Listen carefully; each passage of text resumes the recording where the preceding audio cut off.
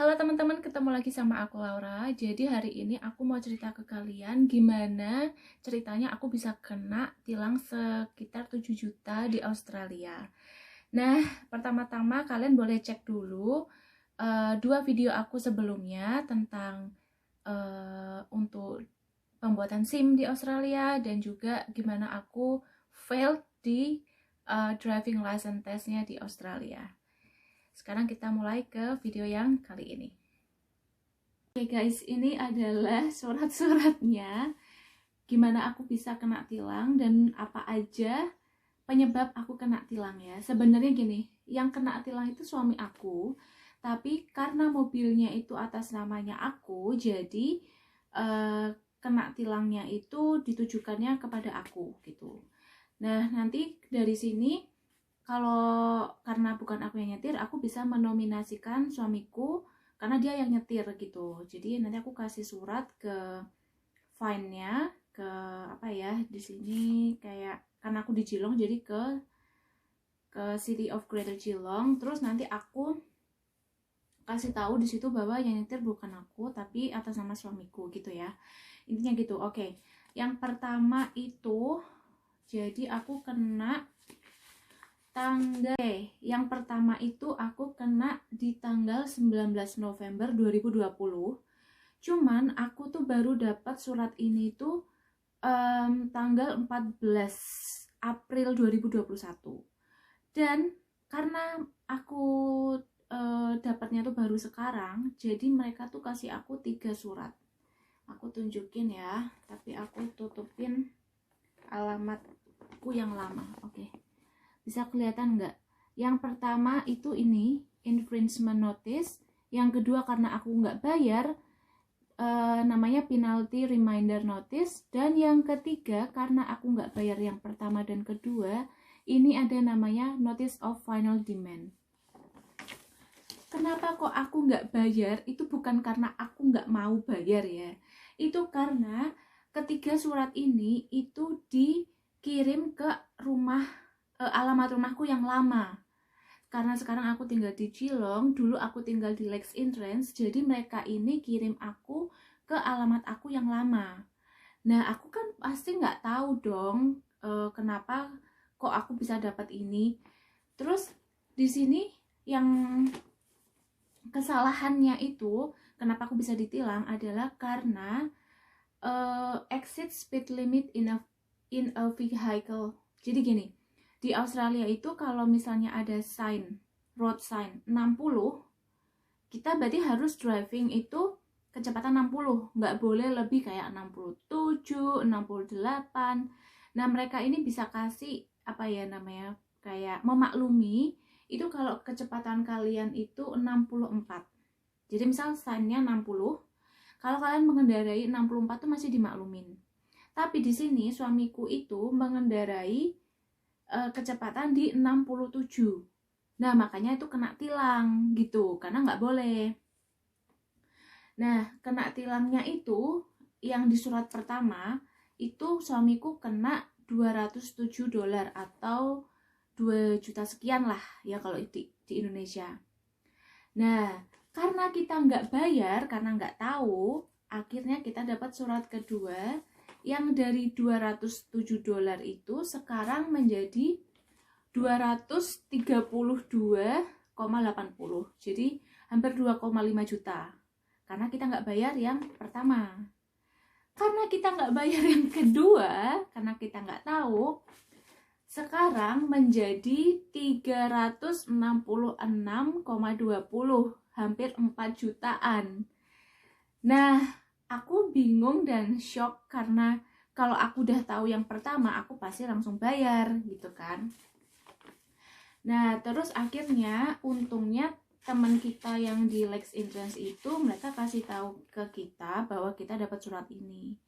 Akhirnya kita minta tolong untuk mereka kirim ke tempat kita yang sekarang. Terus aku akhirnya mau nggak mau harus telepon ke sini, ke www.fines.vic.gov.au. Aku kontak ke mereka bahwa aku dapat notice of final demand, bukan karena aku nggak mau bayar, tapi karena mereka salah kirim alamat gitu ya. Itu kamu harus jelasin, jadi jangan asal bayar yang 300 yang terakhir ini, yang hampir 4 juta ini. Terus habis itu nggak semata-mata langsung kayak oke, kalian boleh langsung bayar yang pertama, itu nggak kayak gitu. Jadi aku harus setelah telepon mereka jelasin, dan mereka nyuruh kita untuk ke websitenya mereka. Terus kita disuruh kayak bikin email, kayak mengajukan permintaan bahwa kita ini mau membayar yang pertama, bukan yang terakhir. Dikarenakan mereka salah kirim alamat dan kita tidak mengetahui bahwa kami mendapatkan surat tilang. Nah, itu pun kita harus memberikan bukti kayak bukti bahwa kita memang sekarang tinggal di sini, bukan di alamat yang ini gitu loh. Kayak bill air, bill listrik, atau apapun itu yang ada keterangan alamat kita yang sekarang. Dan itu pun kita harus menunggu beberapa hari sampai beberapa minggu untuk mendapatkan persetujuan dari mereka bahwa oke, kamu boleh bayar yang pertama. Di detik ini aku belum mendapatkan persetujuan itu. Jadi aku akan kasih tunjuk aku emailnya kayak gimana. Tunggu sebentar. Ya, jadi ini adalah, kelihatan nggak ya? Ini adalah chat aku ke mereka. Pokoknya yang di sini menyatakan bahwa nama aku Laura, aku dapat final demand yang terakhir, surat terakhir, kosnya 366. Alasannya adalah aku udah pindah dari alamat yang lama, gitulah intinya gitu. Terus aku willing to pay fine yang pertama yaitu $207 gitu, intinya gitu ya. Terus di sini aku masih harus nunggu gitu. Nih tulisannya kalau mereka butuh waktu gitu ya. Nah, jadi aku belum bisa kasih kalian kayak kelanjutannya gimana gitu. Nah, selanjutnya suamiku kena tilang lagi, oke? Tadi kan yang speed limit ya. Sekarang suamiku itu kena tilang. Tunggu. Kena tilang karena dia salah parkir. Dia parkir di taxi zone gitu ya. Padahal aku udah bilang dia berkali-kali jangan parkir di taxi zone. Itu buat taksi gitu. Terus untuk tilang yang kali ini itu kosnya adalah 124,8. 124,8 atau mungkin sekitar 1,5 juta di Indonesia.